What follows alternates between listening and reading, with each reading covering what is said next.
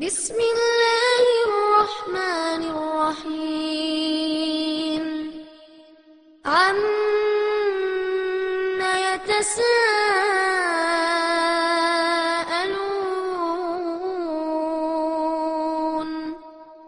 عن النبأ العظيم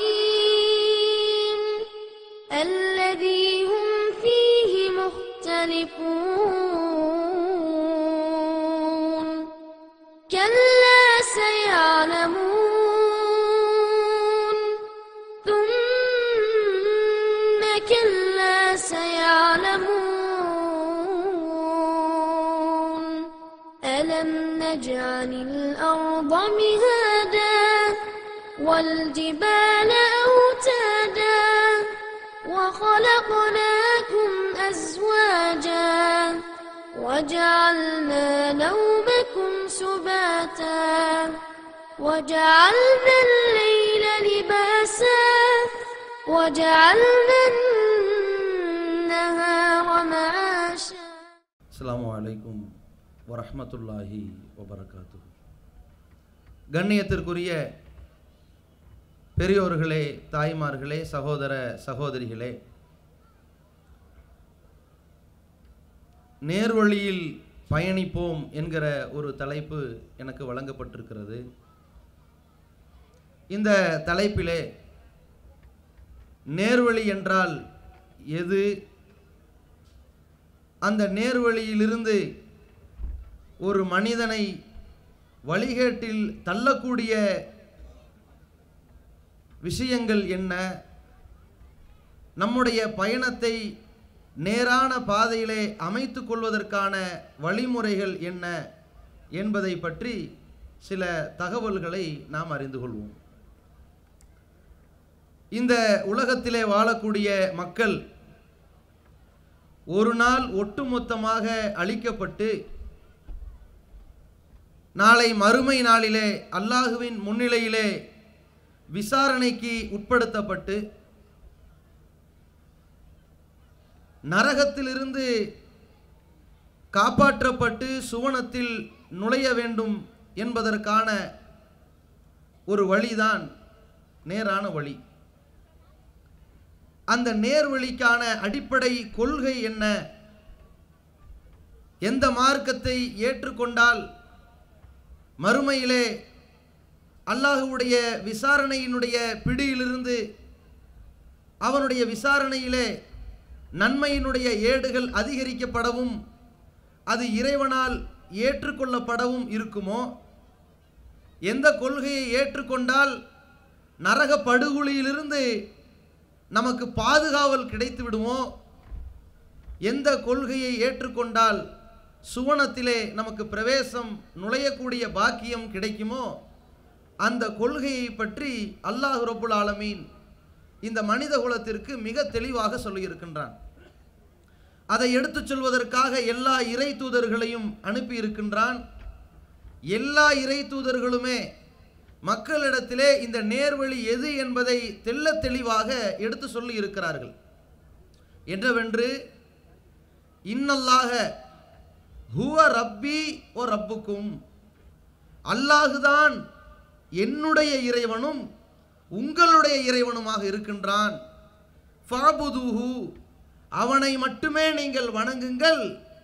ஹாதா சிராத்தும் முஸ்தகீம், இதுதான் நேரான வழி என்று எல்லா இறை தூதர்களுமே அந்த சமுதாயத்திற்கு இதைத்தான் எடுத்து சொன்னார்கள். இஸ்லாத்தினுடைய அடிப்படையாக சொல்லக்கூடிய கொள்கையும் இதுதான்.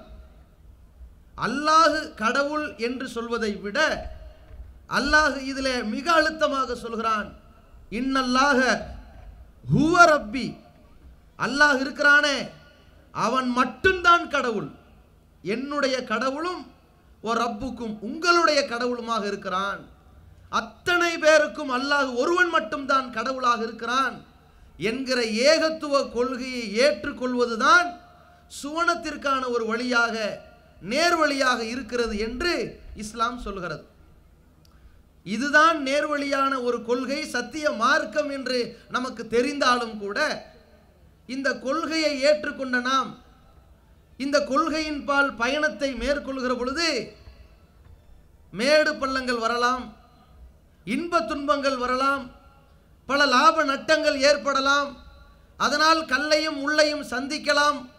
அப்ப இது போன்ற கொள்கையை எடுத்து சொல்லி நாமும் ஏற்று பிற மக்களுக்கு எடுத்து சொல்லக்கூடியவர்களாக நம்முடைய பயணத்தை தொடங்குகிற பொழுது சந்திக்கின்ற பிரச்சனைகளை நாம் எப்படி எதிர்கொள்வது என்கிற ஒரு கேள்வி இருக்கிறது. அதற்காக நாம் எப்படிப்பட்ட ஒரு முன்மாதிரியை நம்முடைய வாழ்க்கையிலே கடைபிடிக்க வேண்டும் என்பதை பற்றியும் அல்லாஹ் நமக்கு அழகான முறையிலே சொல்லி இருக்கிறான். இந்த நேர்வழியை பற்றி இறை தூதர்களுக்கு எடுத்து சொன்ன இறைவன் இறுதி தூதர் நபிகள் பெருமானார் ஸல்லல்லாஹு அலைஹி வஸல்லம் அவர்களை அந்த மக்கமா நகரத்திலே ஒரு தூதராக தேர்வு செய்கின்றான். ஒட்டுமொத்த உலகத்திற்கும் தூதராக அவர்கள் நியமிக்கப்படுகிறார்கள். அந்த நிமிடம் வரைக்கும் இறைவன் முகமது நபி அவர்களை தூதராக தேர்வு செய்யும் வரைக்கும் இஸ்லாம் என்றால் என்ன, எது நேரான வழி, எது மார்க்கம், எது அசத்தியம் என்கிற வேறுபாடை கூட அறியாதவர்களாகத்தான் நபிகள் பெருமானார் இருந்தார்கள். அல்லாஹ் அதை தன் திருமறையிலே குறிப்பிடுகின்றான். மா குன்த தத்ரி மல் கித்தாப் வலல் ஈமான், முகமதே வேதம்னா என்ன என்று உங்களுக்கு தெரியாமல் இருந்தது. நீங்க அப்படித்தான் இருந்தீங்க. நீங்க இதற்கு முன்னாடி எப்படி இருந்தீர்கள் என்றால் உங்களுக்கு வேதம் என்றால் என்னவென்று தெரியாது, இறை நம்பிக்கை என்றால் என்னவென்றும் தெரியாது. வவஜதக லால்லன், அவன்தான் உங்களை வழியறியாதவனாக பார்த்தான். நேர்வழி எது அசத்தியம் எது என்கிற வழியை நீங்கள் அறியாமல் இருந்தீர்கள். ஃபஹதா, அவன்தான் உங்களுக்கு நேர்வழி காட்டினான். அந்த இறைவன் நேர்வழியை இறை தூதருக்கு காட்டிவிட்டு அந்த நேர்வழியோடும் உண்மை மார்க்கத்தோடும் இந்த இறை தூதரை சமுதாயத்திற்கு அனுப்புகிறான். வஹுவல்லதி அர்ஸல ரசூலஹு பில் ஹுதா வ தீனில் ஹக், அவன்தான் தனது தூதரை நேர்வழியை கொண்டும் உண்மையான மார்க்கத்தை கொண்டும் உலகத்திற்கு அனுப்புகிறான். லி யுத்ஹிரஹு அலத்தீனி குல்லிஹி, எதற்காக? இந்த உலகத்தில் இருக்கிற எல்லா மார்க்கத்தை விட இந்த சத்திய இஸ்லாம் தான் மிகைத்திருக்கிறது, இதுதான் சரியான கொள்கை என்று உணர்த்துவதற்காக அவன் அனுப்பி இருக்கின்றான் என்பதாக அல்லாஹ் சொல்றான். இப்ப ரசூலுல்லாஹி ஸல்லல்லாஹு அலைஹி வஸல்லம் அவர்கள் இந்த மக்கள் மன்றத்திலே தூதராக வருகிறார்கள். தூதராக வருகிற பொழுது நேர்வழி எது என்பதை அறிந்திருக்கிறார்கள். அல்லாஹ் அதை அறிவித்தும் விட்டான். இப்போ இந்த தூதர் அவர்கள் தன்னுடைய தூதுத்துவ பணியை தொடங்குகிறார்கள். நேர்வழியின் பால் மக்களை அழைக்கிறார்கள். இப்படி அழைக்கிற பொழுது பல பிரச்சனைகளை சந்திக்க வேண்டி வரும், பல எதிர்ப்புகளுக்கு ஆளாக வேண்டி வரும். இந்த பயணத்தை சீராக கொண்டு செல்ல வேண்டிய நிலை இருக்கிற காரணத்தினால் நபிகள் பெருமானாருக்கும் நமக்கும் ஒரு அழகான பயண திட்டத்தை, நீங்கள் எப்படி இந்த கொள்கையோடு பயணம் செய்ய வேண்டும் என்பதை நமக்கு அல்லாஹ் சொல்லி தருகின்றான். எப்படி சொல்கிறான்? முதலிலே நாம் ஒரு பிரார்த்தனையை மேற்கொள்ள வேண்டும் என்கிற வழிமுறையை அல்லாஹ் சொல்கிறான். நபிகள் பெருமானார் ஸல்லல்லாஹு அலைஹி வஸல்லம் அவர்கள் ஒவ்வொரு தொழுகையிலும் சூரத்துல் ஃபாத்திஹாவை ஓதுகிற பொழுது அந்த சூராவினுடைய வரிசையிலே ஒரு பிரார்த்தனை செய்வார்கள். இஹ்தின ஸிராத்தல் முஸ்தகீம், இறைவா எங்களை நேரான வழியில் நடத்துவாயாக. ஸிராத்தல்லதீன அன்அம்த அலைஹிம், அந்த நேர்வழி எது தெரியுமா? நீ இதற்கு முன்னால் யாருக்கு அருள் புரிந்திருக்கிறாயோ அவர்களின் வழி, நீ வழிகாட்டியிருக்கிற அந்த வழியில் அவர்கள் நடந்திருக்கிறார்கள். கைரில் மக்லூபி அலைஹிம் வலல்லாலின், அந்த வழி எப்படிப்பட்டதென்றால் அந்த வழியிலே நடக்கக்கூடியவர்கள் உன்னால் திருப்தி பெற்றவர்கள், பொருந்தி கொள்ளப்பட்டவர்கள், கோபத்திற்கு ஆளாகாதவர்கள், வழிகடாதவர்கள். உன்னிடமிருந்து அந்த நேரான பாதையை அறிந்து அதன் வழியிலேயே நடந்து உன்னுடைய திருப்திக்கு ஆளாகி உன் கோபத்திற்கு ஆளாகாமல் வழிகெடாமல் போனார்களே, அவர்களின் வழியை எங்களுக்கு காட்டி இறைவா என்று நேத்து இறங்கல, போன மாசம் இறங்கல, நபிகள் பெருமானார் தூதராக வரும் பொழுது இறங்கின வசனம். அதை ரசூலுல்லாஹ் ஓதினார்கள், நம்மை ஓத சொன்னார்கள். அல்லாஹ் இப்படி ஓதுமாறு ஒரு கட்டளையும் இட்டான். நபி அவர்கள் கேட்டார்கள், எங்களுக்கு நேரான வழியிலே நீ வழி நடத்து, நீ திருப்தி கொள்ளுகிற, நீ கோபிக்காத, நீ எங்களை வழிகேட்டில் தள்ளிவிடாத அளவிற்கு அந்த பாதை இருக்க வேண்டும் என்று கேட்டார்கள். அல்லாஹ் என்ன செய்தான்? வணக்கத்திற்கு தகுதியானவன் அல்லாஹ் ஒருவன் மட்டும்தான் கடவுள், வேற யாரும் கடவுள் கிடையாது. கல்லோ மரமோ மட்டையோ மகானோ முன்னோர்களோ பெரியார்களோ கொடி மரங்களோ ஜண்டாக்களோ எதுவுமே கடவுளுடைய அந்தஸ்தை பெறாது. அல்லாஹுவை மட்டும்தான் நீங்கள் கடவுளாக வணங்க வேண்டும் என்பதை சொல்லிவிட்டு இந்த கொள்கையில் நீங்கள் எப்படி பயணிக்க வேண்டும் தெரியுமா? அல்லாஹ் சொல்கிறான், சும்மா அவுஹைனா இலைக், முகமதே உமக்கு ஒரு இறை செய்தி சொல்லி இருக்கிறோம். என்ன செய்தி? அனித்தபிய மில்லத்த இப்ராஹிம் ஹனீஃபா, அசத்தியத்தை விட்டு சத்தியத்தின் பக்கம் சாய்ந்து கொண்டாரே, சத்தியத்திலேயே வழி நடந்தாரே, அந்த இப்ராஹிமுடைய மார்க்கத்தை நீங்கள் பின்பற்ற வேண்டும். ஒமாக்கான மினல் முஷ்ரிக்கீன். ஏன் தெரியுமா? அவர் எந்த தருணத்திலும் இணை கற்பிக்காதவராக இருந்தார், அவர் இணை வைத்தவராக இருந்ததே கிடையாது என்று அல்லாஹ் சொல்கிறான். உன்னுடைய பயணம் எப்படி இருக்க வேண்டும்? அல்லாஹுவை வணங்க வேண்டும், அல்லாஹுவை மட்டும் வணங்க வேண்டும், அதிலே இணை கற்பிக்காமல் இருக்க வேண்டும். எப்படி தெரியுமா? இப்ராஹிம் இருந்தது போல் இருக்க வேண்டும் என்று அல்லாஹ் சொல்லிவிட்டான். இந்த அடிப்படையான ஒரு கொள்கையை புரிந்து கொண்ட நாம், இந்த சத்திய மார்க்கத்தை ஏற்றிருக்கின்ற நாம், மக்கள் மன்றத்திலே இந்த பயணத்தை மேற்கொள்கிற பொழுது, இந்த சத்தியத்தின்பால் மக்களை அழைக்கிற பொழுது, இதுதான் நேரான வழி என்பதை உணர்ந்திருக்கிற நாம், இதிலிருந்து நம்மை சருக செய்யக்கூடிய வழிகேடு என்ன, இந்த நேர்வழியிலிருந்து நம்மை திசை திருப்பக்கூடியது எது என்பதை பற்றியும் விழிப்புணர்வு பெற்றிருக்க வேண்டும். ஏன்? அல்லாஹ்விடத்திலே ஷைத்தான் ஒரு வாக்குறுதி பேசுகிறான், உறுதிமொழி எடுக்கிறான். நான் மனிதர்களை வழிகெடுப்பேன், அவர்களுடைய நேரான பாதையிலே இடையிலே போய் குறுக்கிடுவேன், அலங்காரமாக பேசுவேன், ஆசை வார்த்தைகள் காட்டுவேன், அவர்களை திட்டமிட்டு வழிகெடுத்து நரகத்திலே கொண்டு போய் சேர்ப்பேன் என்று ஷைத்தான் சொன்னதனால் அல்லாஹ் என்ன செய்றான்? மனிதர்களுக்கு நேர்வழியை பற்றி எடுத்து சொன்ன இறைவன் எதுவெல்லாம் வழிகேடு என்பதை பற்றி தெள்ளத் தெளிவாக நபிகள் பெருமானார் அவர்களுக்கு சொல்லிக் கொடுத்து உலகத்திற்கும் எடுத்து சொல்ல வேண்டும் என்று சொல்லிவிட்டான். முதலிலே இப்ராஹிமுடைய மார்க்கத்தை பின்பற்றி என்று சொன்னான்.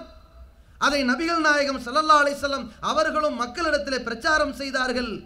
குல், நபியே சொல்லுங்கள், இன்னனி ஹதானி ரப்பி, என்னுடைய இறைவன் தான் இலா சிராத்தி முஸ்தகீம், நேரான பாதையை பார்த்து வழிகாட்டி இருக்கிறான், நேரான கொள்கையின் பால் என்னை வழிகாட்டி இருக்கின்றான்.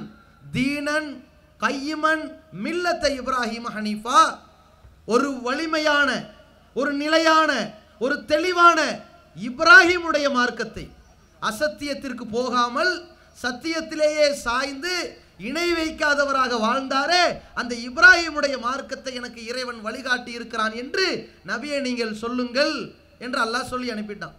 இந்த நேரான பாதையின் பால் நீங்கள் பயணிக்கிற பொழுது, நாம் பயணம் செய்கிற பொழுது நமக்கு சில வழிகேடுகள் நேர்வழி போன்று காட்சியளிக்கும். ஷைத்தான் எப்படி வருவான்? அல்லாஹுவை தவிர வேறு கடவுள் கிடையாது என்று இவன் புரிந்திருக்கிறான். இந்த நேரத்தில் டேய், இவரை கடவுளா வணங்கு, இதோ இந்த மகான கடவுளா வணங்கு, இந்த பெரியார கடவுளா வணங்கு, இந்த சிலைய கடவுளா வணங்கு, இப்படி சொன்னோம்னா இவன் ஏமாற மாட்டான். ஷைத்தான் என்ன பண்ணுவான்? ரொம்ப கெட்டிக்காரன், ரொம்ப பெரிய புத்திசாலி. அவன் என்ன செய்வான்? இவனை எந்த மாதிரி வார்த்தை ஜாலம் பேசி அவன் உள்ளத்தை மயக்கி அவனை வழிகேட்டு கொண்டு போய் சேர்க்கலான்னு பார்ப்பான். எப்படி பார்ப்பான்? இந்த சிலையை வணங்குன்னு தான் சொன்னாதானே வணங்க மாட்டான். அப்படி சொல்ல வேண்டாம். நீ அல்லாஹ்வைத்தான்ப்பா வணங்கணும், அல்லாஹ்ட்ட தான் உதவி தேடணும். ஆனால் உன் நிலைமை எப்படி இருக்குது? அல்லாஹ்ட்ட நீ நேரடியாக போய் அணுக முடியுமா? பிரார்த்தனை செய்ய முடியுமா? கோரிக்கை வைக்க முடியுமா? முடியாது. அதனால் என்ன செய்யலாம்? இதோ ஒரு பெரியார் இருக்கிறார், அவர் இறந்து விட்டார், அவர் அல்லாஹ்வோடு தொடர்பு கொண்டிருக்கிறார், அல்லாஹ்வோடு பேசி கொண்டிருக்கிறார், அல்லாஹ்விடத்தில் உயர்ந்த இடத்தை அடைந்திருக்கிறார். நீ அவர்கிட்ட போய் கேளு, பிரார்த்தனை செய், பாவ மன்னிப்பு தேடு, பரிந்துரையை வேண்டு, அவர் உனக்கு வாங்கி கொடுப்பார். அவர் அல்லான்னு வணங்க வேணாம், அவர் அல்லாட்ட பேசி ஜெயிக்கிற ஆளு நினைச்சுக்க என்று கிளப்பிடுவான். நம்மால் நினைப்பான், ஆமா நம்ம அல்லான்னு நினைக்கல, அல்லாஹ்வைத்தான் அல்லாஹ் நினைச்சிருக்கிறோம், இவர் சாதாரண ஒரு மனிதர். ஆனால் நம்ம இவர்கிட்ட கேட்கும் பொழுது நம்மளை விட கொஞ்சம் பெரிய மகானாக இருக்கிறனால, அல்லாஹ்வுக்கு வேண்டப்பட்டவராக இருக்கிறனால நம்முடைய பாவங்களை இவர் வாங்கி மன்னிப்பு கொடுத்துருவாரு, சிபாரிசு பண்ணிடுவாரு என்று இவனுடைய மனதை மயக்கிற மாதிரியான ஒரு வழிகேட்டை ஷைத்தான் கிளப்பி விடுவான். அப்படித்தான் கிளப்பி விட்டிருந்தான். எப்படி? நபிகள் பெருமானார் அவர்கள் மக்காவிலே இறை தூதராக அனுப்பப்பட வேண்டிய நிர்பந்தம் என்ன வந்துச்சு? அப்படிப்பட்ட அவசியம் என்ன வந்துச்சு? கொஞ்சம் யோசிச்சு பாருங்க. காபத்துல்லாவில், அந்த காபா அமைந்திருக்கிற மக்கமா நகரில் இந்த இறை தூதர் முகமது நபி அவர்கள் இறைவனின் தூதராக நியமிக்கப்பட வேண்டிய காரணம் என்ன? அவங்கெல்லாம் அல்லாஹ்வை பற்றி தெரியாத ஆட்களா? அல்லாஹ்வை வணங்காத ஆட்களா? அல்லாஹ்வை பற்றி ஏற்றுக்கொள்ளாத ஆட்களா? எல்லாரும் அல்லாஹ்வை நம்பி இருந்தார்கள். மக்கமா நகரத்திலே வாழ்ந்த மக்களுடைய நிலை எப்படி? அவர்கள் இப்ராஹிம் அலைஹிஸ்ஸலாம் அவர்களுடைய வழித்தோன்றல்கள். இப்ராஹிமுடைய வழித்தோன்றல்களில் வந்த கினானா என்கிற கோத்திரம், அந்த கினானாவுடைய வழித்தோன்றல் வந்த குறைஷ் என்கிற கோத்திரம், அந்த குறைஷ் என்கிற வழித்தோன்றலில் வந்த பனு ஹாஷிம், அப்துல் முத்தலிபுடைய வாப்பா ஹாஷிமு, அவர் பிள்ளைங்க பனு ஹாஷிமு, அந்த அப்துல் முத்தலிபுடைய பிள்ளைங்க என்கிற ஒரு கோத்திரம் இருந்தது. இன்னும் பல கோத்திரத்தார் இருந்தார்கள். எல்லாரும் யாரு? அல்லாஹ்வை கடவுள் நம்பினவங்க தான் அந்த மக்கால வாழ்ந்துகிட்டு இருந்தாங்க. நபிகள் நாயகம் ஒரு தூதராக 40 வயதில் தூதுத்துவம் வழங்கப்படுகிற பொழுது ஒரு 13 வருடம் மக்கால வாழ்ந்தார்களே, அந்த கட்டத்தில் அங்கே வாழ்ந்து கொண்டிருந்த மக்களும் அல்லாஹ்வை நம்பியவர்கள் தான். மதீனாவில் ஒரு 10 வருஷம் தூதராக இருந்தாரே, அங்கே வாழ்ந்து கொண்டிருக்கிற பொழுதும், அங்கே தூதுத்துவ பணி செய்கிற பொழுதும் அங்கே வாழ்ந்து கொண்டிருந்த மக்கள் அல்லாஹ்வை நம்பியவர்கள் தான். அல்லாஹ்வை பற்றி தெரியாமலாக இருந்தார்கள். சிலர் இருந்திருக்கலாம் இறை நிராகரிப்பாளர்களாக, நெருப்பு வணங்கிகளாக இருந்திருக்கலாம். ஆனால் அல்லாஹ்வை நம்பியவர்களாகத்தான் மக்காவாசிகளும் இருந்தார்கள், மதீனாவாசிகளும் இருந்தார்கள். எப்படிப்பட்ட நம்பிக்கை? அல்லாஹ் சொல்கிறான், ஓல இன்சால் தகும் மன் கலக்க சமாவாத்தி வல்லருள். நபியே முகமதே, இந்த மக்காவாசிகள் இருக்காங்களா, அவங்கள்ட்ட கேட்டு பாருங்க, வானங்களை படைச்சது யாரு? கேளுங்க. யார்கிட்ட? அபூஜஹல் கூட்டத்திட்ட, உத்துபா ஷைபா ரபியாட்ட, அபூ லஹப்ட்ட. எந்த இறை தூதருக்கு எதிராக பத்ர் யுத்தத்தை சந்தித்தார்களோ அந்த குஃபார்கள்ட்ட அல்லாஹ் கேட்க சொல்றான், ஒலையின் சஅல்தஹும் மன் கலக்க சமாவாத்தி வல்லருள். வானங்களையும் பூமியை படைச்சது யாரு? வ சஹர ஷம்ஸ வல் கமர். சூரியனையும் சந்திரனையும் தனது கட்டுப்பாட்டில் வைத்திருப்பவன் யார்? கேளுங்க. அவர்கள் சொல்வார்கள், லயக்கூலுன்ன, கண்டிப்பாக அவர்கள் சொல்வார்கள், அல்லாஹ். அல்லாஹ்னு தான் சொல்வார்கள். வானங்களை படைத்தது அல்லாஹ்தான் என்று நம்பித்தான் மக்காவாசிகள் இருந்தார்கள். பூமியை படைத்தது, சூரியன் சந்திரனை தனது கட்டுப்பாட்டில் நிர்வகிப்பது அல்லாஹ்தான் என்று நம்பினார்கள். ஒலையின் சால்தகும் மன் நஸ்ஸல மினஸ் ஸமாஇ மாஅன். வானத்திலிருந்து மழையை இறக்கி வைப்பவன் யார்? ஃபஅஹியா பில் அர்ல மின் பாதி மௌத்திஹா. செத்து போன பூமியை உயிர்ப்பிக்கிறவன் யார்? கேட்டு பாருங்க. சொல்வார்கள், அல்லாஹ்தான் இவ்வாறு செய்தான் என்று மக்காவாசிகள் பதில் சொன்னார்கள். இதையெல்லாம் தாண்டி இந்த மக்காவாசிகள் எப்படிப்பட்ட நம்பிக்கையில் இருந்ததாக அல்லாஹ் குறிப்பிடுகிறான் என்றால், இவர்கள் கப்பலிலே கடலில் பயணம் செய்கிற பொழுது மழை அளவிற்கு அலை அடிக்கிறது, உயிர் போகிற நிலை வருகிறது. அப்பொழுது அல்லாஹ்விடத்திலே பிரார்த்தனை செய்வார்களாம். அவர்களுடைய உள்ளமெல்லாம் ஒருமித்து அல்லாஹ்விடத்தில் தான் கேட்குமாம். மன தூய்மையோடு கேட்பார்களாம். தஅவுல்லாஹ முஹ்லிஸீன லஹுத்தீன். அல்லாஹ்வை அவ்வளவு பியூரா கேட்பார்கள். அஞ்சைத்தனா இறைவா, நீ மட்டும் எங்களை காப்பாத்திட்டான் வையே, உனக்கு நாங்கள் நன்றி செலுத்தக்கூடியவர்களாக இருப்போம் என்று கதறுவார்கள். அல்லாஹ்விடத்தில் தான் அவர்கள் பிரார்த்தனை செய்தார்கள் என்று அல்லாஹ் சொல்கிறான். அந்த காபத்துல்லாவிலே இந்த மக்கத்து காபிர்கள் தவாப் செய்தார்கள் அல்லாஹ்வுக்காக. சஃபா மர்வாவுக்கு இடையிலே போனார்கள் அல்லாஹ்வுக்காக. ஹஜ் என்ற கிரியை நிறைவேற்றினார்கள் அல்லாஹ்வுக்காக. இப்படியெல்லாம் இருக்கிற பொழுது அங்கே எதற்கு தூதர் வர வேண்டும்? அப்படி வர வேண்டிய நிர்பந்தம் என்ன? பத்ர் யுத்தம் என்ற வரலாற்றிலே பேசப்படுகிற பிரசித்தி பெற்ற ஒரு யுத்தம். அல்லாஹ்வுடைய தூதர் முகமது நபி அவர்கள் சந்தித்திருக்கிற வரலாற்று யுத்தங்களில் மிக பிரம்மாண்டமான யுத்தம். அதோடு சத்தியத்திற்கும் அசத்தியத்திற்கும் ஒரு முடிவு கட்டுகிற ஒரு யுத்தம். அந்த மாதிரியான யுத்தத்தை சந்திப்பதற்கு முன்னதாக நபி அவர்கள் யாரிடத்திலே பிரார்த்தனை செய்தார்கள்? அல்லாஹ்விடத்தில் தான் செய்தார்கள். இறைவா, இந்த கூட்டத்தை காப்பாற்றி விடு, உன்னை விட்ட காப்பாற்ற ஆள் இல்லை, இந்த கூட்டத்தை விட்டா உன்னை வணங்க ஆள் இல்லாத நிலை இருக்கிறது என்றெல்லாம் ஒரு நிலை இருந்த பொழுது அல்லாஹ்வுடைய தூதர்கள் அல்லாஹ்விடத்திலே கேட்டார்கள் இந்த கோரிக்கை. எதிரணியில் இருந்த அந்த காஃபிர்களுடைய தலைவனாக இருந்த அபூஜஹல் யார்கிட்ட கேட்டான்? அவனும் அல்லாஹ்ட்ட தான் கேட்டான். இறைவா, இந்த முகம்மது எங்கள்கிட்ட வந்தாரு, பிரச்சனையை உண்டாக்கிட்டாரு, பிரிவினை ஏற்படுத்திட்டாரு, உனக்கு யாரு பிடிக்குமோ அவர்களுக்கு வெற்றியை கொடு என்று கேட்டவன் அபூஜஹல். அபூஜஹலும் அல்லாஹ்ட்ட தான் துவா கேட்டான். அல்லாஹுவை தான் நம்பி இருந்தார்கள், அல்லாஹுவை வணங்கினார்கள், அல்லாஹுவை வழிபட்டார்கள், அல்லாஹ்விடத்தில் பிரார்த்தனை செய்தார்கள், அல்லாஹ்வுக்காக ஹஜ் செய்தார்கள். இது மக்காவாசிகள். ஆனால் இவர்களை பார்த்து இஸ்லாம், இவர்களை பார்த்து திருக்குரான், முஸ்லிம் என்று தானே சொல்லணும். நம்ம ஆட்கள் அப்படித்தானே லா இலாஹ இல்லல்லாஹ் சொல்லிட்டு அல்லாஹ்வை மட்டும் வணங்கக்கூடியவர்களாக இருந்தால் அது வேற. அல்லாஹுவையும் நாங்கள் வணங்குகிறோம் என்று சொல்லக்கூடியவர்கள், அவர்களை முஸ்லீம் நம்ம சொல்றது மாதிரி திருக்குரான் அவர்களை முஸ்லீம் தானே சொல்லியிருக்கணும். திருக்குரான் அவர்களுக்கு வைத்த பெயர் என்ன? அல்லாஹ் அவர்களுக்கு இட்ட பெயர் என்ன? காஃபிர்கள் என்று சொன்னான். குல், நபியை போய் கூப்பிடுங்க, யா ஐயுஹல் காஃபிரூன், காஃபிர்களே என்று கூப்பிடுங்கள் என்று சொன்னானே. ஏன்? என்ன வித்தியாசம்? அல்லாஹ்வை தனங்க வணங்கினாங்க, ஏன் அவர்கள் காஃபிரானார்கள்? எதற்காக இங்கே ஒரு தூதர் வர வேண்டும்? அப்ப நேர்வழியில் அவர்கள் இல்லையா? இல்லை என்று அல்லாஹ் சொல்கிறான். எதனால்? அதற்கான காரணத்தை சொல்கின்றான். ஓ யாபுதுன மின் தூனில்லாஹி மாலா யதுர்ருஹும் வலா யன்ஃபஉஹும், தங்களுக்கு எந்த நன்மையும் எந்த தீமையும் செய்ய முடியாதவர்களை போய் வணங்குகிறார்கள், வழிபடுகிறார்கள். ஏனப்பா இப்படி செய்கிறீர்கள் என்று கேட்டால் ஃபயகூலுன, அவர்கள் சொல்கிறார்கள், ஹா உலாயி ஷுஃபாஉனா இந்தல்லாஹ், இவர்கள்லாம் எங்களை அல்லாஹ்ட்ட சிபாரிசு பண்ணக்கூடியவங்க, எங்களால் பேச முடியாது, வாதாட முடியாது, அந்த நீதிபதி அல்லாஹ்விடத்தில் வக்கீல்களாக இருந்து வாதாடக்கூடியவர்கள் என்று சிபாரிசுக்கு எடுத்துக்கொண்டார்கள். எனவே அவர்கள் காஃபிர்கள் என்று அல்லாஹ் சொன்னானே. இந்த ஒரு வித்தியாசத்திற்குத்தான், இந்த வித்தியாசத்தை உணர்த்துவதற்குத்தான், இந்த வழிகேட்டிலிருந்து நேர்வழியை பிரித்தெடுப்பதற்குத்தான் நபிகள் பெருமானாரை அல்லாஹ் அனுப்பினான். எப்படி?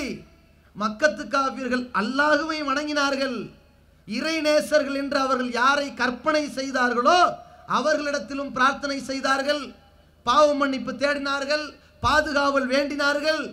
அந்த நேரத்திலே இறை தூதர் நபிகள் நாயகம் நேர்வழியை தெளிவுபடுத்துகிறார்கள்.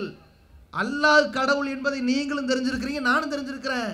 ஆனால் என்ன வித்தியாசம்? அல்லாஹ் மட்டும்தான் கடவுள், அவனுக்கு எந்த நிகர் கிடையாது, அவனுக்கு எந்த இணை துணை கிடையாது.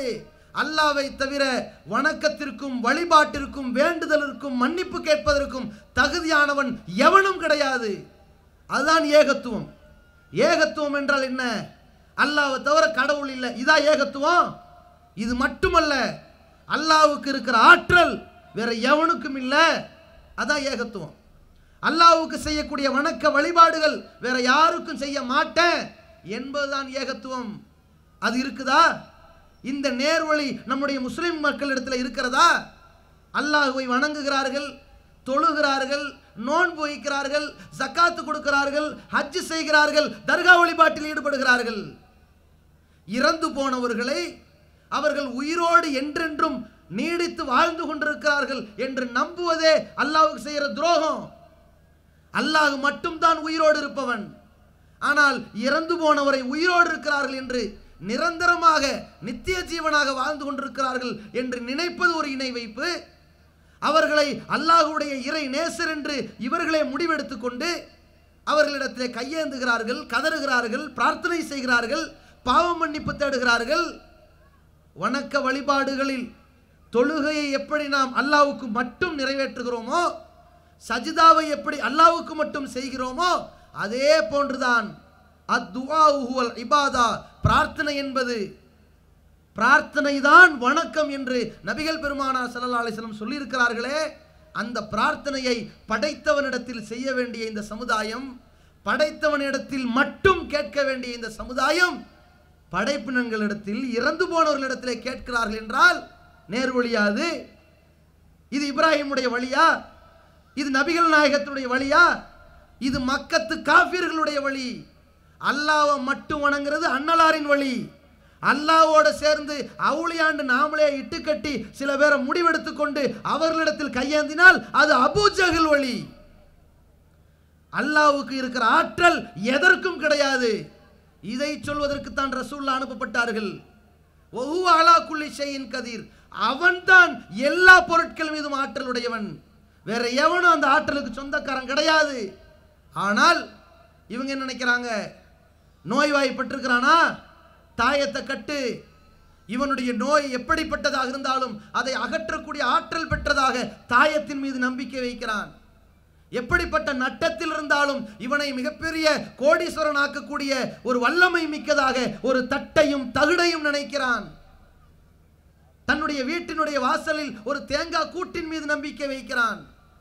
ஒரு குழந்தையினுடைய கன்னத்தில் வைக்கிற மை பொட்டின் மீது நம்பிக்கை வைக்கிறான். அல்லாஹ்வுக்கு இருக்கக்கூடிய ஆற்றலை மனுஷன் கண்ணுக்கு இருக்குதுன்னு நினைத்து கொண்டு இவர் பார்த்தா நமக்கு ஏதோ ஆயிரும், அவர் பார்த்தா ஒன்று ஆயிரும் என்று கன்னத்தில் மை வைக்கிறானே, கண் திருஷ்டி என்ற பெயரால் வைக்கிறானே. என்ன காரணம்? அல்லாஹ்வுக்கு இருக்கிற ஆற்றலை மனுஷனுக்கு வைக்கிறதும், அல்லாஹ்வுக்கு இருக்கிற ஆற்றலை மகான்னு சொல்லி மற்றவர்கள் மீது வைக்கிறதும், அல்லாஹ்வுக்கு இருக்கிற ஆற்றலை தாயத்து தட்டு தகடு என்று வைப்பதும் யாருடைய கொள்கை? நபிகள் பெருமானார் ஸல்லல்லாஹு அலைஹி வஸல்லம் அவர்களிடத்திலே இஸ்லாத்தை ஏற்பதற்காக 10 பேர் வந்தார்கள்.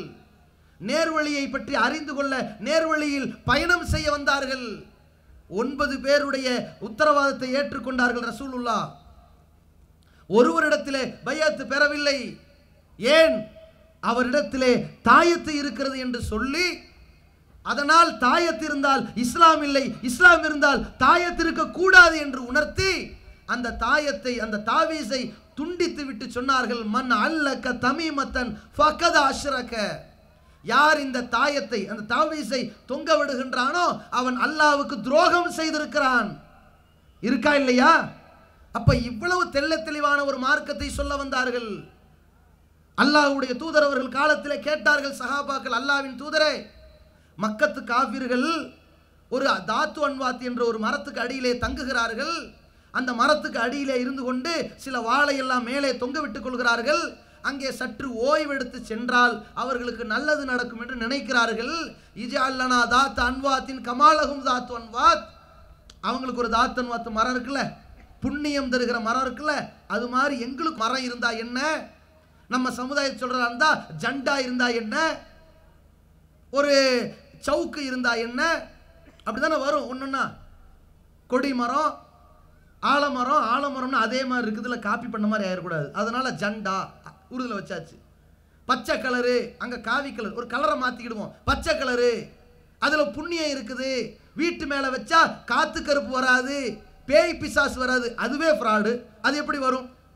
எல்லாம் நிழலோடு சண்டை, எல்லாம் கற்பனையான சிந்தனைகள், எல்லாம் வழிகேட்டை நோக்கிய பயணங்கள்.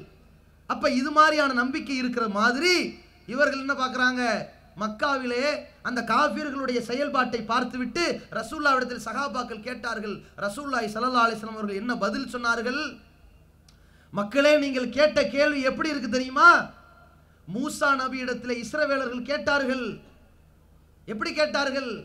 அந்த மக்களுக்கெல்லாம் பல தெய்வங்கள் இருப்பது போல எங்களுக்கும் பல தெய்வங்களை உண்டாக்கி கொடு மூசான்னு கேட்டது போல நீங்கள் பல தெய்வ நம்பிக்கையை கேட்கிறீர்களா?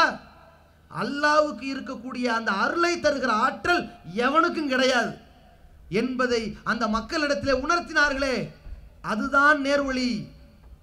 கொடிமரம் என்ற பெயரால் ஒரு கொடிமரத்தை வைத்து அடையாளத்துக்கு வைக்கிறான், ஒரு கொடி கம்பத்தை வைக்கிறான். அப்படி வைங்க, ஒரு கொடி கம்பம் இருக்குது, ஒரு அடையாளம், ஒரு நிகழ்ச்சி நடக்கிறது, அடையாளம், அப்புறம் கழட்டி எறிஞ்சிட்டு போயிட்டே இருக்கிறான். அடையாளத்துக்கு வைப்பது தப்பல்ல, அருள் என்று வைக்கிறான். இது இறை நம்பிக்கையின் பாதுகாப்பு என்று வைக்கிறான். இதுதான் இறைவனிடமிருந்து நமக்கு பெற்றுத்தருகிற அருள் பாலிக்கின்ற ஒரு கவசம் என்று நினைக்கிறான். இது இணை வைப்பா இல்லையா? இது அபூஜகளுடைய வழியா இல்லையா? இதை இந்த சமுதாயம் நினைத்ததா?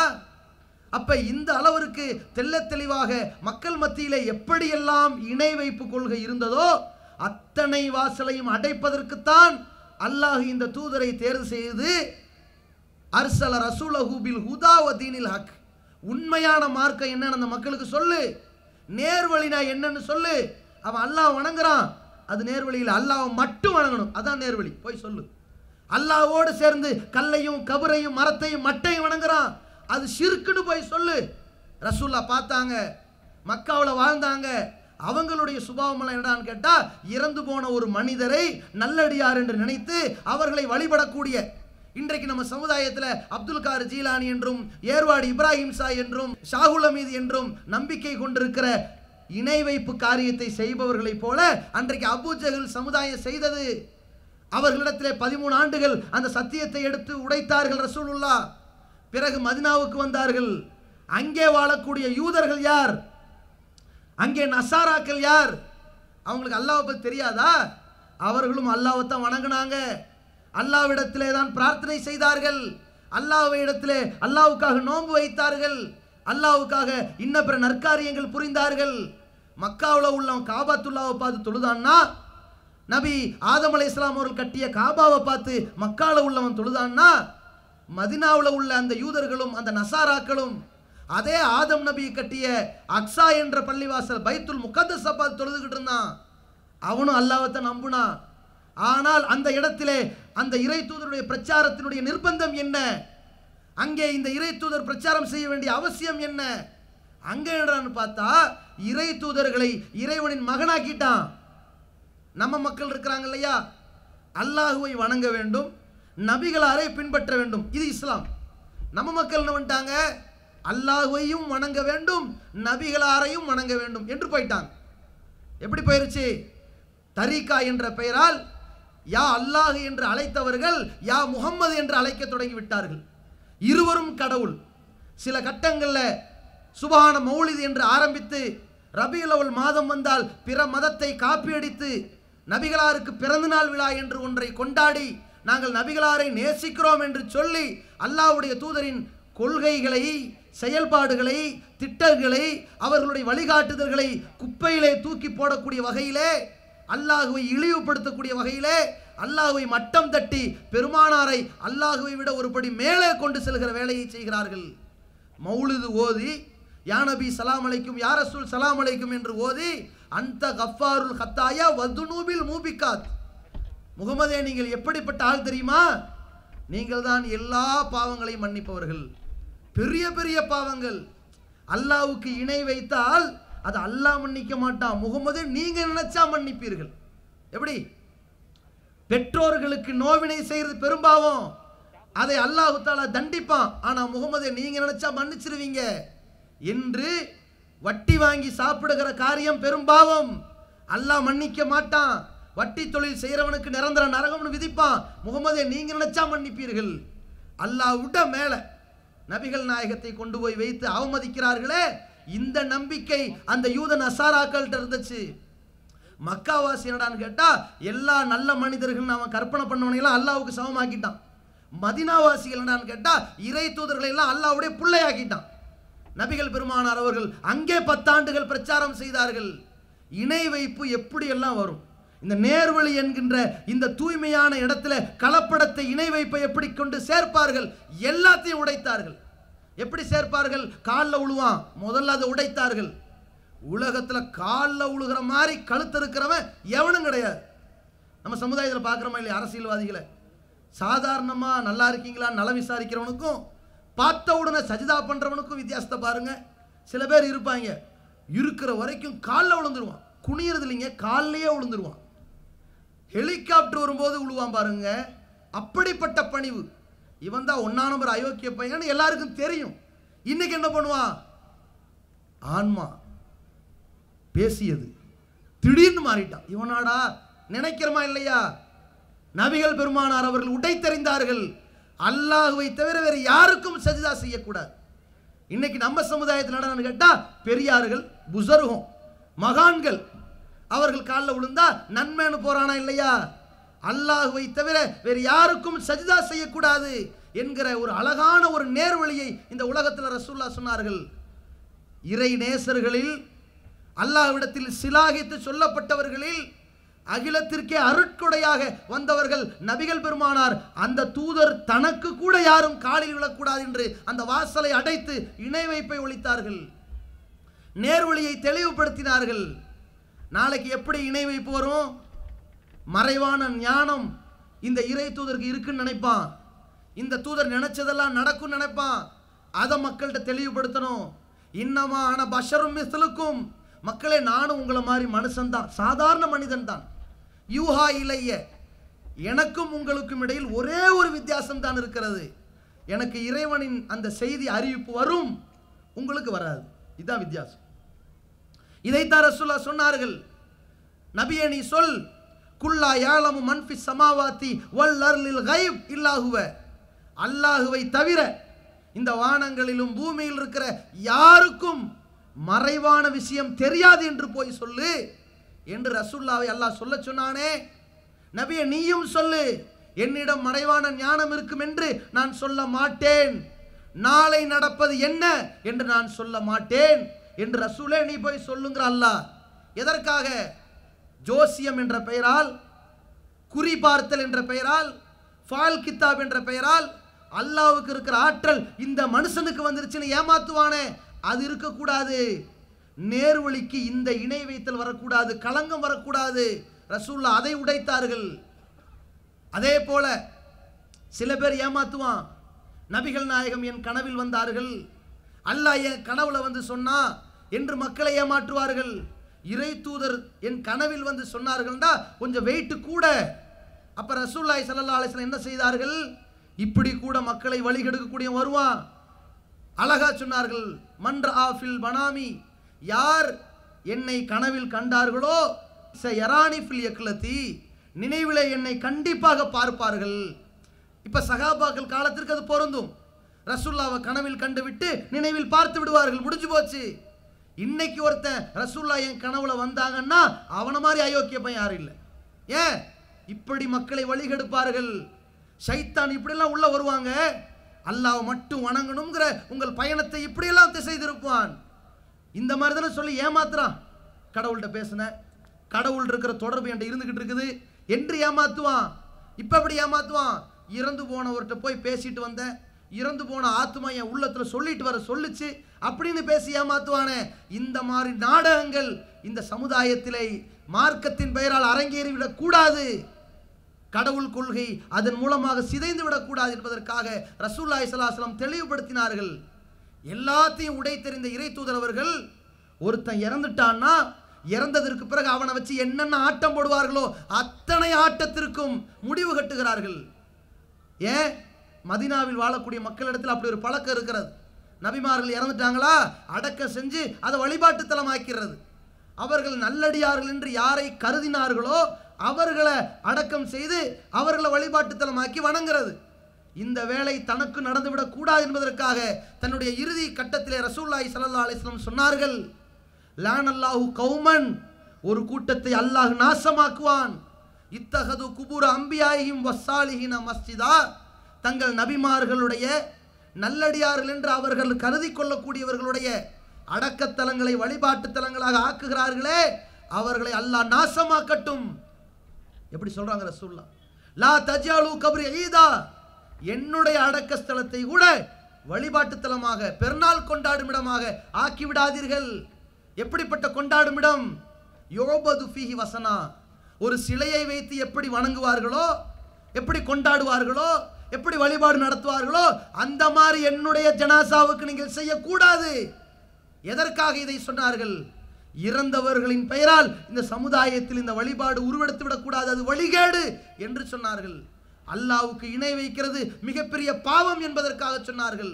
அந்த மக்களிடத்திலே ரசூலுல்லாஹி ஸல்லல்லாஹு அலைஹி வஸல்லம் அவர்கள் பிரச்சாரம் செய்தார்கள், இன்னி நுஹீது அன் அஅபுதல்லதீன ததுன மின் தூனில்லாஹ், அல்லாஹ்வை விட்டு நீங்கள் யாரையெல்லாம் வழிபடுகிறீர்களோ அதை யாரையும் வழிபடக்கூடாது என்று நான் இறைவன் புறத்திலிருந்து தடை செய்யப்பட்டிருக்கிறேன்.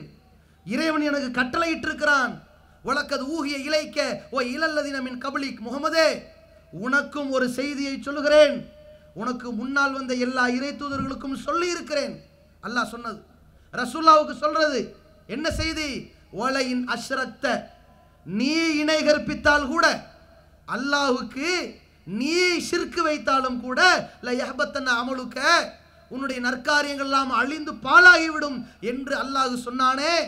அந்த உத்தரவை செவியேற்ற நபிகள் பெருமானார் ஸல்லல்லாஹு அலைஹி வஸல்லம் அவர்கள் அந்த சமுதாயத்திலே இணை வைப்பினுடைய எல்லா வாசலையும் அடைத்தார்கள், தகர்த்தெறிந்தார்கள். இன்னொரு பிரச்சனை இருக்கு அந்த மக்கள்கிட்ட. என்னது? சூனியம் வச்சிருவாங்க, ஜாது பண்ணிடுவாங்க, ஏதாவது பண்ணாண்டா கை கால் விளங்காம போயிடும், மூச்சு திணறி செத்துருவான், அவர் ஏதாவது மந்திரிச்சார்னா அந்த மந்திரி வருவாரு, மந்திரவாதி எதையாவது ஓதுனாரு அதோட ஆள் காலி. இப்படி ஒரு பயம் இருந்துச்சு. ரசூலுல்லாஹி ஸல்லல்லாஹு அலைஹி வஸல்லம் அழகாக தெள்ளத் தெளிவாக அந்த மக்களிடத்தில் பிரகடனம் செய்தார்கள். பெற்றோருக்கு நோவினை செய்யக்கூடியவன் சொர்க்கத்தில் நுழைய மாட்டான். அல்லாஹ்வுடைய தூதர் அவர்கள் சில பேரை பட்டியலிடுகிறார்கள். ஆக்குன்லி வாலிதைஹி, பெற்றோருக்கு துன்பம் இழைக்கிறானே, வேதனை செய்கிறானே, அவனை அல்லாஹ் சொர்க்கத்தில் நுழைவிக்க மாட்டான், இவன் சொர்க்கத்துக்கு போக முடியாது. அப்படின்னா என்ன அர்த்தம்? பெற்றோருக்கு துன்பம் தரக்கூடியவன் நரகத்தில் போவான் என்ற அர்த்தம். பெற்றோருக்கு நல்லுபகாரம் செய்பவன் சொர்க்கத்தில் நுழைவான் என்ற அர்த்தம். அதற்கடுத்து ரசூலுல்லாஹ் சொல்றாங்க, வலா முதுமினுல் ஹம்ர், மதுவுக்கு அடிமையானவன் சொர்க்கத்தில் நுழைய மாட்டான். அப்ப மதுவுக்கு அடிமையானவன் நரகத்தில் நுழைவான். மதுவுக்கு அடிமையாகாதவன், மதுவை வெறுத்தவன், அல்லாஹ்வை பயந்தவன் சொர்க்கத்தில் நுழைவான் என்பது அர்த்தம். வலா முகத்திபுன் பில் கதர், விதியை பொய் என்று நினைக்கிறானே, அல்லாஹ்வின் விதிப்படித்தான் இந்த உலகம் இயங்குகிறது, நாள் நடக்கிறது, அனைத்தும் இயங்கிக் கொண்டிருக்கிறது, லாப நட்டங்கள் ஏற்படுகிறது என்று நினைக்காமல் விதியை பொய் என்று நினைக்கிறானே, அவன் சொர்க்கத்தில் நுழைக்க மாட்டான். அப்ப விதியை பொய் என்று நினைத்தவன் நரகத்தில் நுழைவான். விதியை உண்மை நினைத்து நம்பிக்கை வைத்து அல்லாஹ் மீது தவக்கல் வைத்தவன் சொர்க்கத்தில் நுழைவான். அந்த வரிசையிலே ரசூலுல்லாஹ் சொல்றாங்க, வலா மூமினும் பிசிஹிர், சூனியத்தை உண்மை என்று ஒருவன் நம்பினால் அவன் சொர்க்கத்தில் நுழைய மாட்டான். அப்ப சூனியத்தை உண்மை என்று நம்பி அதுல பல ஆற்றல் இருக்கு நம்பி அல்லாஹ்வுடைய ஆற்றலை கொண்டு போய் மந்திரவாதிக்கு வைக்கிறானே, அவன் நரகத்தில் நுழைவான். அப்ப சூனியத்தை பொய்ன்னு சொல்வானே ஆனால், சூனியக்காரன் எப்படி வந்தாலும் ஜெயிக்க மாட்டான்னு சொல்வானே ஆனால் அவன் சொர்க்கத்தில் நுழைவான். அதானங்க விளக்கம். இவ்வளவு தெளிவுபடுத்தார்கள் ரசூலுல்லாஹ். இந்த சமுதாயத்தில் இதுதான் நேர்வழி, நீங்கள் இப்படித்தான் பயணிக்க வேண்டும் என்று அத்தனை விஷயங்களையும் சொன்னார்கள். அதே போல ஒரு இறந்தவனை உடனே கடவுளாக்க மாட்டார்கள், கடவுளுடைய அந்தஸ்தில் கொண்டு வைக்க மாட்டார்கள். முதல்ல என்ன செய்வார்கள், சைத்தான் எப்படி போடுவான்னா, எல்லாரும் இறந்தாங்க, சரி இவர் சாதாரண ஆளா, எப்படிப்பட்ட தொழுகையாளி, எப்படிப்பட்ட நோன்பாளி, அவரை போய் பொது கபரஸ்தானில் வைக்கலாமா, அவருக்கு தனியாக வைங்கம்பாங்க. சரி தனியாக வச்சிருக்கீங்க, மண்ணோடு மண்ணால் ஏன் புதைச்சிங்க, கொஞ்சம் ஒரு கல்லை வச்சு கட்டுங்கம்பாங்க. அப்புறம் பச்சை பெயிண்டை பூசுங்கம்பாங்க. அப்புறம் சந்தனத்தை போடுங்க, பூவை கொட்டுங்க, அப்படியே 4 பேர் துவா செஞ்சுட்டு வாங்க. கேட்டால் ஜியாரத்து. எது? சும்மா போய் சந்திச்சுக்கிட்டு வர்றது. என்ன சந்திச்சு வர்றது? அவுளியாவே எங்களை காப்பாத்து, எங்களுக்காக சிபாரிசு செய்யுங்க, உங்க பொருட்டாக தான் நாங்கள் அல்லாட்டையே கேட்குறோம், உங்களுக்காக தான் அறுத்தே பலியிடுறோம், எல்லாம் ஆரம்பிச்சிருவான். ரசூலுல்லாஹி ஸல்லல்லாஹு அலைஹி வஸல்லம் அத்தனையும் தகர்த்தார்கள்.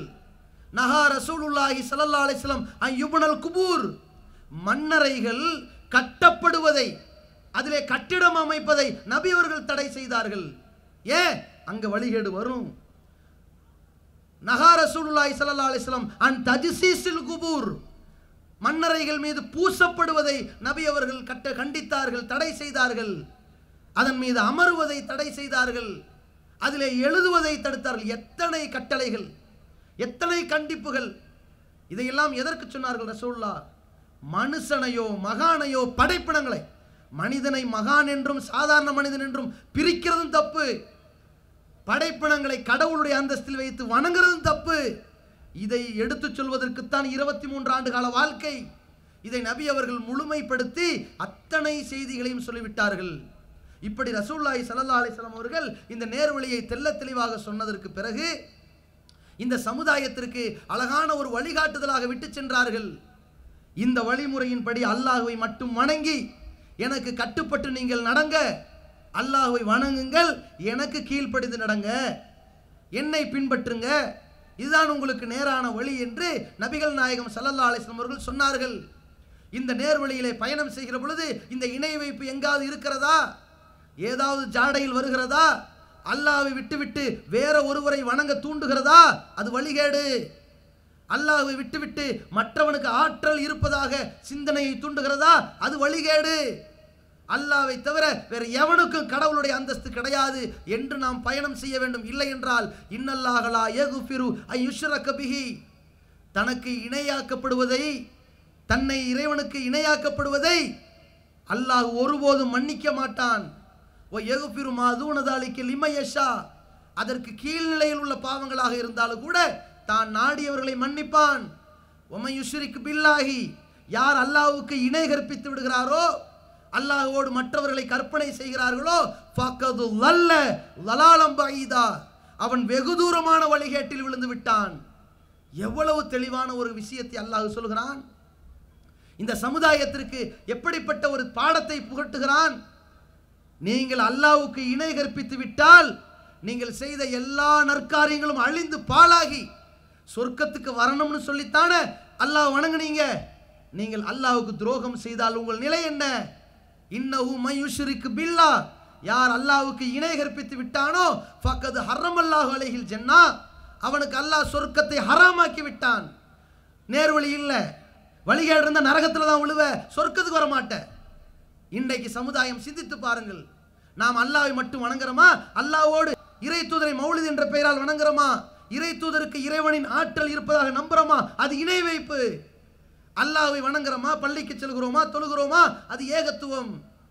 அல்லாஹ்வை விட்டு இறந்தவர்களிடத்திலே பிரார்த்தனை செய்தால், அவர்கள் பெயரால் நேர்ச்சை செய்தால், அங்கே போய் சஜிதா செய்தால், அங்கே போய் வழிபாடு நடத்தினால், அவர்களிடத்தின் பெயரால் ஏதாவது தட்டு தகடு தாயத்து என்ற நம்பிக்கை வைத்தால் அத்தனையும் நரகத்தில் தள்ளக்கூடிய வெகு தூரமான ஒரு வழிகேடு என்பதை புரிந்து கொள்ளுங்கள்.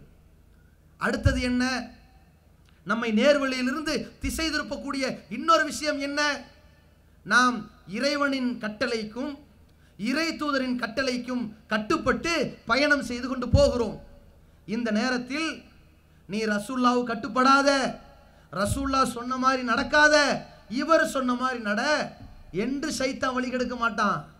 அப்படி வந்தாண்ட நம்ம தான் உஷாராயிடுவோமே, ரசூல்லா கட்டுப்படக்கூடாதா, போடா அந்த பக்கம் அப்படின்றோமே. சைத்தான் எப்படி கலப்பான்? உனக்கு குரான்ல தீர்வு இருக்குதுப்பா, ஹதீஸ்ல தீர்வு இருக்குது, ஒருவேளை தீர்வு கிடைக்காட்டி இப்படி கிளப்பான். சைத்தானுடைய ஸ்டைல் எப்படி?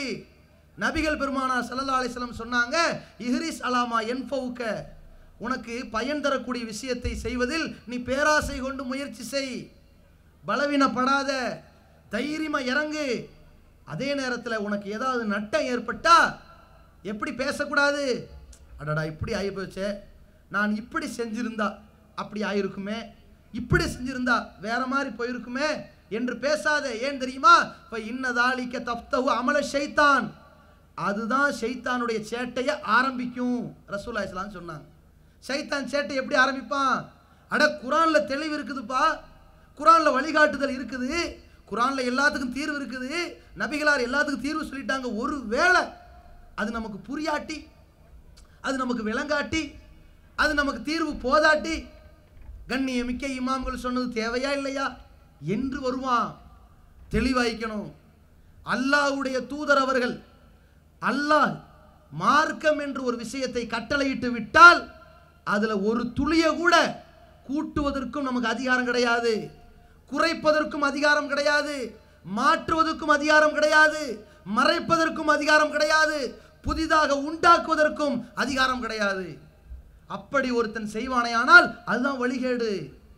மா கானலி மூமினின் வலா மூமினத்தின் இதா கலல்லாஹு வ ரசூலுஹு அம்ரன், அல்லாஹுவும் அவனுடைய தூதரும் ஒரு விஷயத்தில் தீர்ப்பளித்து விட்டால் ஐயகூன லஹுமுல் ஹீரத்து மின் அம்ரிஹி, அதிலே மாற்று கருத்து சொல்வதற்கு எந்த இறை நம்பிக்கை கொண்ட ஆணுக்கும் அதிகாரம் இல்லை, பெண்ணுக்கும் அதிகாரம் இல்லை. அல்லாஹ் சொல்கிறான், ஒமை யஸில்லாஹ வ ரசூலஹு, யார் அல்லாஹ்வுக்கும் அவன் தூதருக்கும் மாறு செய்கிறார்களோ ஃபக்கது வல்ல லலாலம் முபீனா, அவர்கள் தெள்ளத் தெளிவான வழிகேட்டில் விழுந்து விட்டார்கள். பயணம் அதோடு க்ளோஸ். ஏன்? அல்லாஹ்வையும் தூதரையும் பின்பற்றி வந்த பயணத்தில் லைட்டா ஒன்று ஜாயிண்ட் ஆயிருச்சு.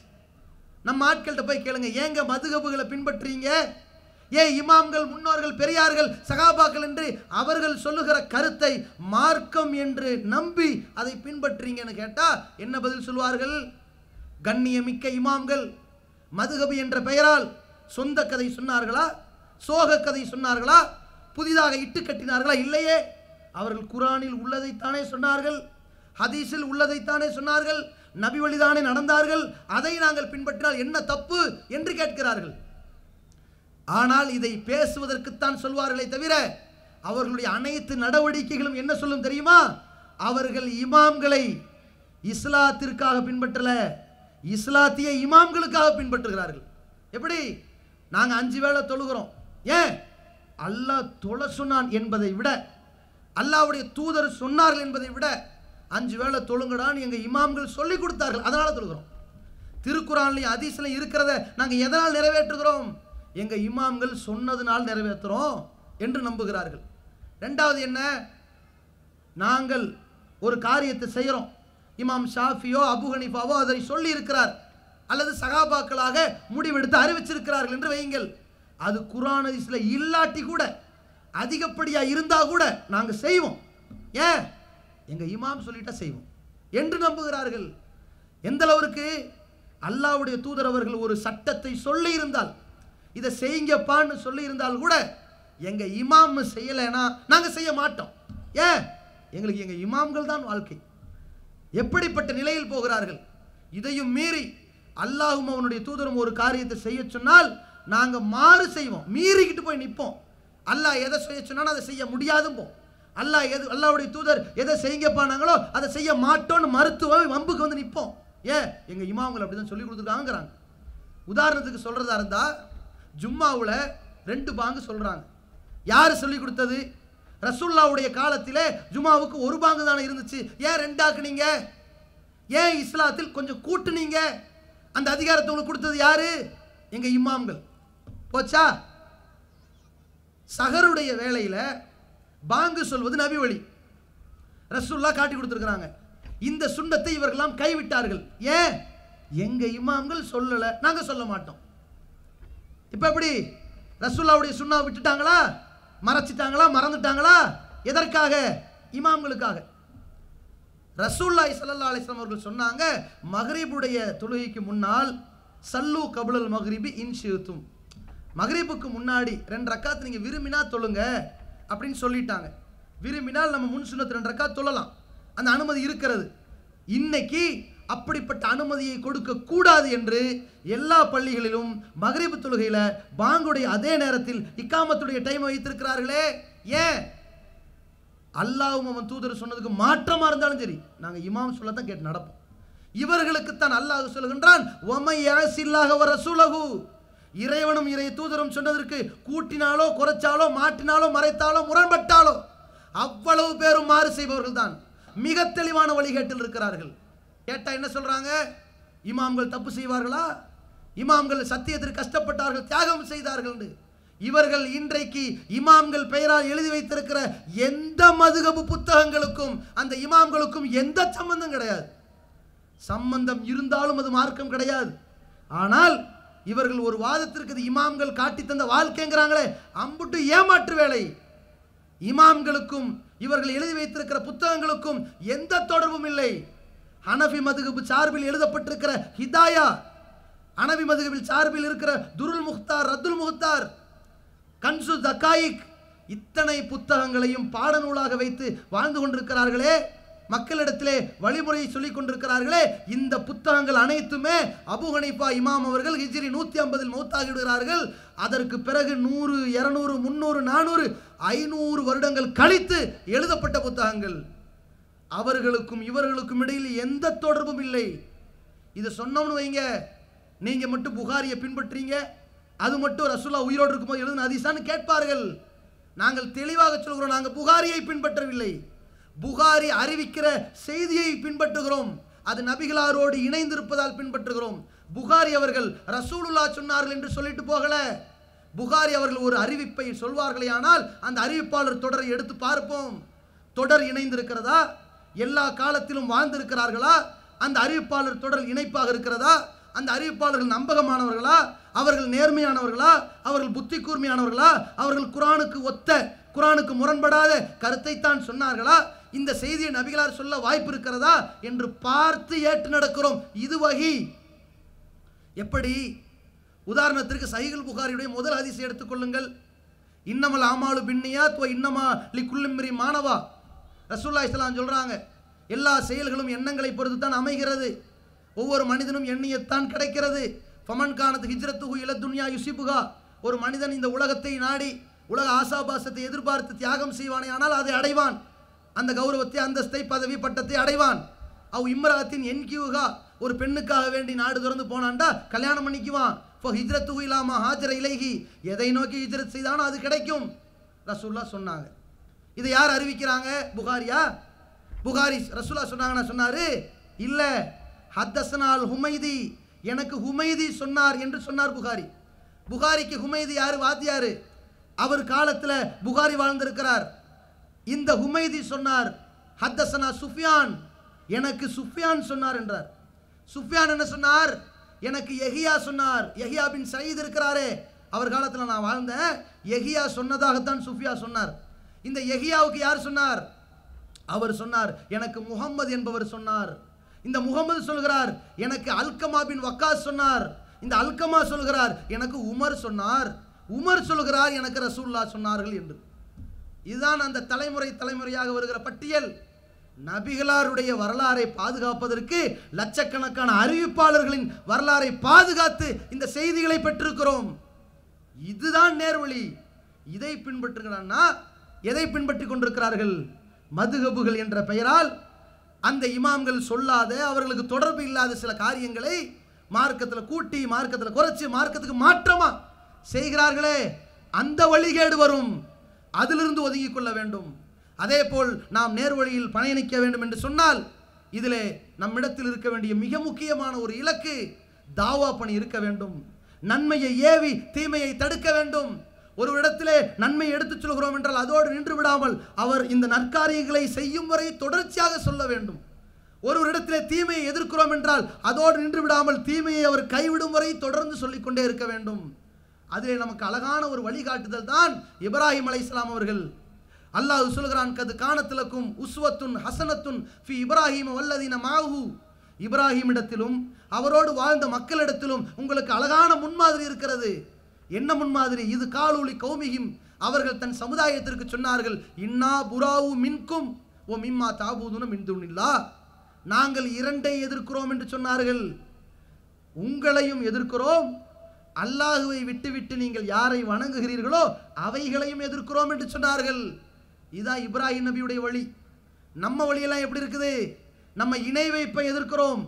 இணை வைப்பை செய்யறவனை எதிர்க்கிறோமா? இல்லை. வரதட்சணை எதிர்க்கிறோம். நம்ம வாங்கல, வரதட்சணை வாங்கி ஒருத்தன் கல்யாணம் பண்றானே அந்த சபையை எதிர்க்கிறோமா? அது இல்லை. ஒரு ஹத்தம் ஃபாத்தியா என்று இஸ்லாத்தில் இல்லாத அனாச்சாரங்களை உள்ளே புகுத்தி விட்டார்கள். குல்லு பிதாத்தில் லலாலா, இந்த புதுமை எல்லாம் வழிகேடு. குல்லு லலாலத்தின் பின்னார் இந்த வழிகேடு நரகத்தில் தள்ளும். அது வழிகேடு நம்ம தெரிஞ்சிருக்கிறோம். அந்த தீமையை நம்ம எதிர்க்கிறோம். செய்யறவனை எதிர்க்கிறோமா? இதுதான் இப்ராஹிமுடைய வழி. அதை செய்யணும். தீமையான காரியங்களை பொறுத்த வரைக்கும் அந்த தீமையை செய்பவனையும் எதிர்த்தால்தான் தீமை ஒழியும்.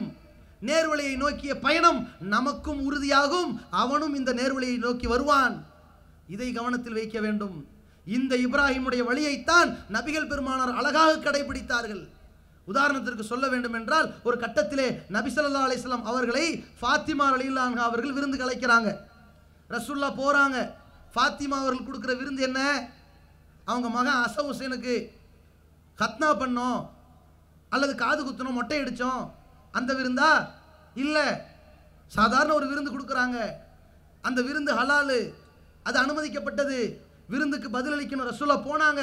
போய்கிட்டு இருக்கும்போது வீட்டினுடைய வாசலில் பார்க்குறாங்க சித்திரம் மௌசியா, ஒரு அலங்காரமான ஒரு திரைச்சிலை இருக்கிறது. உருவப்படம் இல்லை, அலங்காரமான ஆடம்பரமான ரொம்ப ஹைஃபையா கிராண்டா ஒரு திரைச்சிலை இருக்கிறது. ரசூலுல்லாஹ் பார்த்துட்டு சொன்னாங்க மாலி வழி துன்யா, எனக்கு இந்த உலகத்துக்கு என்ன தொடர்பு? இதெல்லாம் இப்படி இருக்குதே அப்படின்னு ரசூலுல்லாஹ் அப்படியே திரும்பி போயிட்டாங்க. அப்போ விசாரிக்கிறாங்க ஏன் ரசூலுல்லாஹ் திரும்பி போயிட்டாங்க? இன்னென்ன மாதிரி இருந்துச்சு, கழட்டிட்டாங்க. ரசூலுல்லாஹ் இங்கே புறக்கணித்தது எதை? ரசூலுல்லாஹ் இப்ராஹிம் அலைஹிஸ்ஸலாம் மாதிரி நடந்துக்கிட்டாங்க. அந்த திரைச்சீலையை ரசூலுல்லாஹ் புறக்கணித்தார்கள். அதை ஒட்டி வழங்கப்பட்ட விருந்தையும் புறக்கணித்தார்கள். ஏன்? அந்த விருந்தை சாப்பிட்டால் அந்த செயலை அங்கீகரிப்பதற்கு அடையாளம். ஒரு வீட்டுக்கு போறீங்க, அங்கே போய் சாப்பிட வேணாங்க, ஒரு டம்ளர் தண்ணியை குடிச்சா போதும், அங்கே நடக்கிற அத்தனை நிகழ்வுகளும் நீங்கள் அங்கீகரித்து விட்டீர்கள். ஒரு வீட்டுக்கு போறீங்க, சில காட்சியை பார்க்குறீங்க, வெடுவெடுன்னு எந்திரிச்சு வந்துட்டீங்க. ஏன் வந்தாரு, கோச்சுக்கிட்டாரு, பச்சை தண்ணி கூட குடிக்கல, ஓடி போயிட்டாரு. அதான் புறக்கணிப்பு. நம்ம சமுதாயத்தில் எவ்வளவு தெள்ள தெளிவாக இந்த நடைமுறையை புரிந்திருக்கிறார்கள். இதுதான் இப்ராஹிமுடைய நடைமுறை. அந்த இப்ராஹிம் அலைஹிஸ்ஸலாம் எப்படி தீமையை எதிர்த்தார்களோ அந்த தீமையை செய்கிற அந்த சபை அந்த நபர்களை எதிர்த்தார்களோ அதுபோன்று நாம் இந்த தீமையையும் அந்த தீமையை செய்பவர்களையும் அந்த காரியத்தின் பொழுது எதிர்த்தால்தான் இந்த நேர்வழியினுடைய பயணம் நீடிக்கும். அந்த நேர்வழியினுடைய இறுதியாக இந்த பாதை நம்மை கொண்டு போய் சூனத்திலே சேர்க்கும். நாளை மறுமை நாளிலே சொர்க்கத்தில் நுழைந்தவர்கள் சொல்வார்கள், அல்ஹம்துலில்லாஹ் இல்லதி ஹதானா லிஹாதா. இந்த சொர்க்கத்தை நாம் அடைவதற்காக நமக்கு நேர்வழியை அல்லாஹ் காட்டினானே, அவனுக்கே எல்லா புகழும் உண்டாகட்டும். ஒமா குன்னாலி நகுத்ததிய லவ்லா அன் ஹதான் அல்லாஹ். அல்லாஹ் மட்டும் எங்களுக்கு நேர்வழி காட்டல, நாமெல்லாம் இந்த நேரான வழியில் இருந்திருக்க முடியாது என்று அவர்கள் சொல்லிவிட்டு சொல்வார்கள், லக்கது ஜாஅத் ருசுலு ரப்பினா பில் ஹக். நம்முடைய இறைவனின் தூதர்கள் எல்லாம் உண்மையைத்தான் சொல்லியிருக்கிறாங்க, நம்ம ஏற்றுக்கிட்டது நல்லதா போச்சு என்று சந்தோஷப்பட்டு பெரும் மகிழ்ச்சியிலே திளைப்பார்களே, அந்த வாழ்க்கையை அடைய முடியும். இல்லை என்றால் இந்த நேர்வழியிலிருந்து சருகிவிட்டால், ஏகத்துவத்திலிருந்து இணை வைப்பில் விழுந்து விட்டால், இறை தூதரை பின்பற்றுவதற்கு பதிலாக மாணவியை பின்பற்றுவதற்கு பதிலாக முன்னோர்களை, பெரியார்களை, மூதாதையர்களை, மகான்கள் என்ற பெயரால் கற்பனை செய்யப்பட்டவர்களை பின்பற்றினால் வழிகேட்டினுடைய பாலத்திலே, அதன் அதல பாதாளத்திலே, நரகத்திலே போய் விழ வேண்டிய நிலை வரும். அந்த நரகத்திலே விழுந்து, யா லைத்தனி, என்னுடைய கை சேதமே, நாசமா போச்சே, கேவலமாயிருச்சே, இழந்துட்டோமே, மிகப்பெரிய இழப்புக்கு உள்ளாயிட்டோமே, கது இத்தகது மஹர் ரசூலி சபி ஹலீலா, இந்த தூதரை நான் உற்ற தோழராக எடுத்திருக்க கூடாதா, இந்த தூதர் சொன்ன வழியிலே நான் நடந்திருக்க கூடாதா என்று கவலைப்படுவானே. அப்படிப்பட்ட அவலம் நமக்கு வராமல் இருக்க வேண்டும் என்றால் நாம் முஹம்மது ரசூலுல்லாஹ் என்று வாயளவில் சொல்லிவிடாமல் நம்முடைய வாழ்க்கை அளவில் நடைமுறைப்படுத்தக்கூடியவர்களாக, லா இலாஹ இல்லல்லாஹ் என்பதை கலிமா அளவிலே வாயளவிலே சொல்லிவிடாமல் நம்முடைய வாழ்க்கையிலே, நம்முடைய செயல்பாடுகளிலே, நம்முடைய வணக்க வழிபாடுகளில் அந்த ஏகத்துவத்தை பின்பற்றியவர்களாகவும், பின்பற்றுவதற்கு தகுதியானவர்கள் நபிகள் பெருமானாருக்கு பிறகு வேறு யாரும் இல்லை என்கிற அந்த தூதுத்துவத்தை பின்பற்றக்கூடிய நன்மக்களாக எல்லாம் வல்ல அல்லாஹ் ரப்பல் ஆலமீன் நம் அனைவரையும் ஆக்கியருள்வானாக. வாஹிருதவான அல்ஹம்துலில்லாஹி ரப்பில் ஆலமீன். அஸ்ஸலாமு அலைக்கும் வரஹ்மத்துல்லாஹி வபரகாத்துஹு. அல்லாஹ்